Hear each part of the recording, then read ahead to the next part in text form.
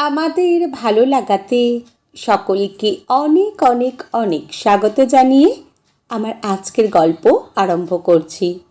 আজকের গল্প ওষুধের দাম। গল্পটি তাহলে শুরু করি। ডাক্তারের চেম্বারে দেখাতে গেলে অনেক টাকা ফি, অনেক টাকার ওষুধও লাগবে। অনেক পরীক্ষা নিরীক্ষারও নিদান দিতে পারেন ডাক্তারবাবু। হাসপাতালের আউটডোরে লম্বা লাইন। মাধবের মা মাঝে মাঝেই অসুস্থ হয়। সে অত ধকল সইতে পারবে না। মাধব তাই পরিচিত ওষুধের দোকানে গিয়ে দোকানদারকে রোগের লক্ষণ বলে মায়ের জন্য ওষুধ কিনে আনে। কম খরচে হয়ে যায়, সময়ও কম লাগে। সেভাবেই চালাচ্ছিল মাধব। আজও দোকানদারকে বলে ওষুধ আনতে গিয়েছিল। ওষুধও দিয়েছিলেন দোকানদার, কিন্তু সে দাম মেটাতে পারল না। দোকানদার কড়া গলায় বললেন, ধারে ওষুধ দেওয়া যাবে না মাধব। আগে অনেক ধার দিয়েছি, আদায়ের সময় অনেক ঝামেলাও হয়েছে, তাই আর নয়। এবার নগদে দাম মিটিয়ে দিয়ে ওষুধ নিয়ে যাবি। মাধবের কাছে টাকা ছিল না। সে ওষুধ ফেরত দিয়ে করুণ মুখে বাড়ি এলো। ওষুধ কেনার জন্য সেই সময় দোকানে গিয়েছিলেন প্রভাত। পাশে দাঁড়িয়ে এসব দেখলেও তিনি কোনো মন্তব্য করেননি। কোথাকার কে, এটা নিয়ে তার ভাববার খুব একটা প্রয়োজন নেই। নিজের ওষুধ কিনে নিয়ে বাড়ি ফিরছিলেন। মনে মনে প্রয়োজন নেই ভাবলেও সহজে সেই ভাবনা থেকে বেরিয়ে আসতে পারলেন না। বাড়ি ফিরেও মনটা খচখচ করছে। ছেলেটি টাকার অভাবে ওষুধ কিনতে পারল না। ওষুধের সামান্য দামটুকু তিনি যদি দিয়ে দিতেন, তাহলে ছেলেটি তার মাকে সময়ে ওষুধটুকু খাওয়াতে পারত। পাশে দাঁড়িয়ে দেখেছেন, কিন্তু তিনি কিছু করেননি। জানা নেই ফিরে গিয়ে মাধব টাকার জোগাড় করে তার মায়ের ওষুধ কিনতে পারল কি না। নিজের উপর নিজেরই ক্ষোভ হলো। কাউকে কিছু বলতে পারলেন না।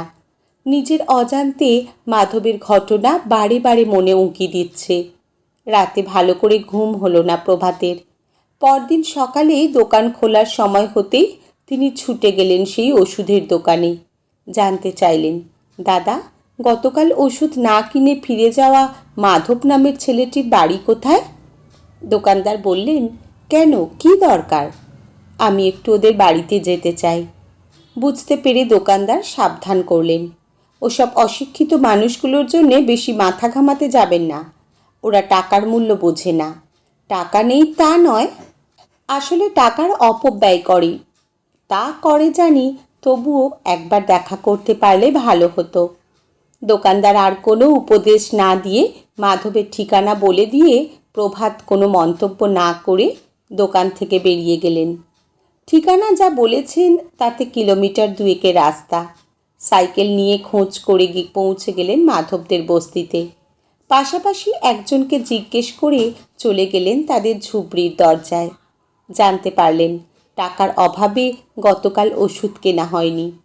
তিনি বললেন, তোমার মাকে হাসপাতালে নিয়ে যাওনি কেন? ওখানে যা ভিড়, মা সহজে হাসপাতালে যেতে চায় না। মানবেন্দ্র ফার্মেসিতে অশোক কাকুকে বলে ওষুধ এনে খাওয়ালে কাজ হয়ে যায়। অশোক কাকু মায়ের ধাত জানে। এবারেও তাই ভাবলাম কাকুকে বলেই ওষুধ নিয়ে আসি, কিন্তু টাকার জোগাড় করতে পারিনি। প্রভাত মাধবকে সঙ্গে নিয়ে একটা টোটো ডেকে তার মাকে ডাক্তারের চেম্বারে নিয়ে গেলেন। ডাক্তার দেখিয়ে ওষুধ কেনার ব্যবস্থা করে দিয়ে বাড়ি ফিরে গেলেন। মনটা শান্ত হলো তার। তারপর অনেক দিন কেটে গেছে, হারিয়ে গেছে পুরানো স্মৃতি। একদিন আসানসোল থেকে সন্ধ্যার ট্রেনে বাড়ি ফিরছেন প্রভাত।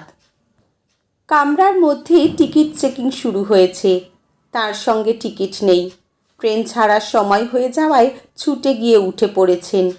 টিকিট কাটার সময় পাননি। এই কথা জানালেও টিকিট পরীক্ষক সন্তুষ্ট হলেন না। ফাইন দিতে হবে। নিজের ভুল বুঝতে পেরে প্রভাত ফাইন দেওয়াটাই মনস্থ করলেন। পাশ থেকে নজর পড়ল এক যুবকের। সে কাছে এসে টিটিকে একটা টিকিট দেখিয়ে বলল, এই যে ওর টিকিট। কিছুক্ষণ আগে আমি কেটেছিলাম, তাড়াহুড়ো করে ওকে দেওয়া হয়নি, আমার কাছে থেকে গিয়েছিল। টিকিট পরীক্ষক চলে যেতে অবাক দৃষ্টিতে তাকালেন প্রভাত। বললেন, তুমি আমার জন্য টিকিট কাটলে কিভাবে? আমার এক বন্ধুর আজ আসানসোল থেকে এই ট্রেনে বাড়ি ফেরার কথা ছিল। আমাকে টিকিট কেটে রাখতে বলেছিল, আমি কেটেও ছিলাম, কিন্তু ও সময় মতো এসে পৌঁছতে পারেনি, ফলে টিকিটটা বাড়তি হয়ে গিয়েছিল। কাজে লেগে গেল। আমি তোমার পরিচয় জানি না, আমিও তোমার পরিচিত নয়, তাহলে তুমি আমাকে এভাবে সাহায্য করতে এগিয়ে এলে কেন? আপনি আমাকে চিনতে পারছেন না ঠিকই, কিন্তু আমি আপনাকে চিনেছি। আমি অনেক দিন আগের সেই মাধব, ডাক্তার দেখিয়ে ওষুধ কিনে দিয়ে আপনি একদিন যার মায়ের বড় উপকার করেছিলেন। আমি এখন আসানসোলে একটা কারখানায় কাজ করি। সপ্তাহের শেষে বাড়ি ফিরছিলাম। আপনার অসম্মান দেখে চুপ করে থাকতে পারলাম না, তাই আজকের গল্প এখানেই সমাপ্ত। কলমে প্রদ্যোৎ পালুই, পাঠে জয়তী। ধন্যবাদ।